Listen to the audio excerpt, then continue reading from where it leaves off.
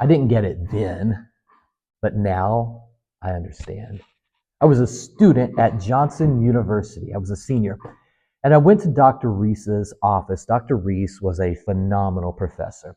Faculty and students loved and adored him. He was just one of those charismatic guys. So go to his office to ask him a question about an upcoming exam. And when I walked in, he said, "Oh, I'm glad to see you. I actually have a question for you." So I'm like, "What's up?" He said, "I'm going to be out of town on such and such date, and I wanted to check with you to see if you were going to be in town, because if you are, I want you to teach my class." Well, I had two competing thoughts immediately. Number one, I would love to do that. Number two, can I do that? Well, he assured me that he had cleared this with the academic dean, so we went forward, and it was a phenomenal experience. Well, before I left his office that day, I remember hanging my hand on the door as I was leaving and kind of catching myself as I walked out of his office, and I leaned back in and I said, "Dr. Reese, here's the problem with a guy like you. You don't allow your students to just stay students. You know there's more. As your students, we appreciate your leadership and we're hooked on your teaching. And it's so easy for us to simply stay your students, but you know that one of your responsibilities is to help us become who we were created to be." That's the problem. Thank you. In John 13, and John is a little different from the other three Gospels, Matthew, Mark, and Luke. We call those the Synoptic Gospels.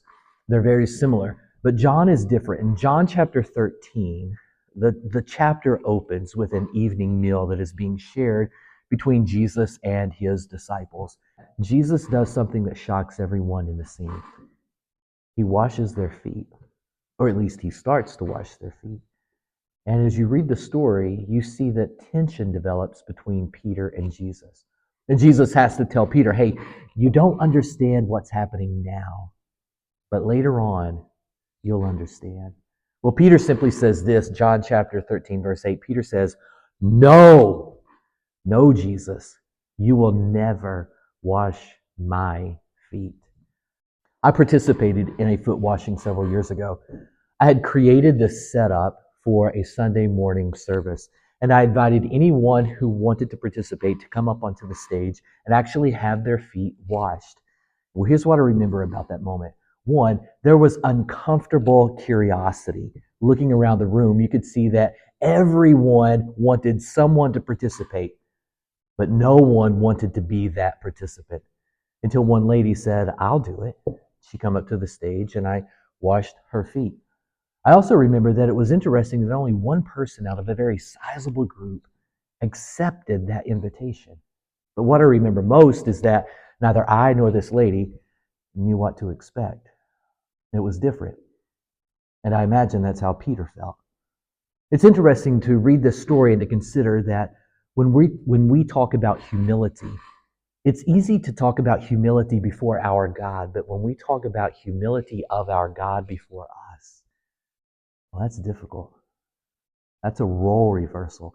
That's tricky. And what Jesus does in John chapter 13 by washing the feet of his disciples actually sets in motion everything that follows next. And what follows next? Well, Jesus is betrayed and denied. He's arrested and crucified. In other words, he's offering us something that we're meant to receive. I actually have a personal policy that I follow, and I've been doing this for years. Anytime someone offers me something, if it's something that's appropriate for me to accept, I accept it every time without hesitation. And I do so for one specific reason. Accepting whatever's being offered to me nurtures the relationship. It builds into the other person who is attempting to build into me. So humility goes two ways. It's not just humility so that I serve, it's humility so that I receive as well. And that's Maundy Thursday. Now, the word Maundy simply means command or mandate. And it's wrapped up in the idea of John 13, where Jesus washes the feet of his disciples. That's why we read later on in the chapter, in verses 14 and 15, Jesus says, "I, as your teacher, I have washed your feet, and you should wash the feet of one another." That's why later on in the chapter, verses 14 and 15, Jesus says, I, your Lord and your teacher, I have washed your feet. So you should wash one another's feet as well. I have set you an example that you should do as I have done for you. Now, how? How do we do that?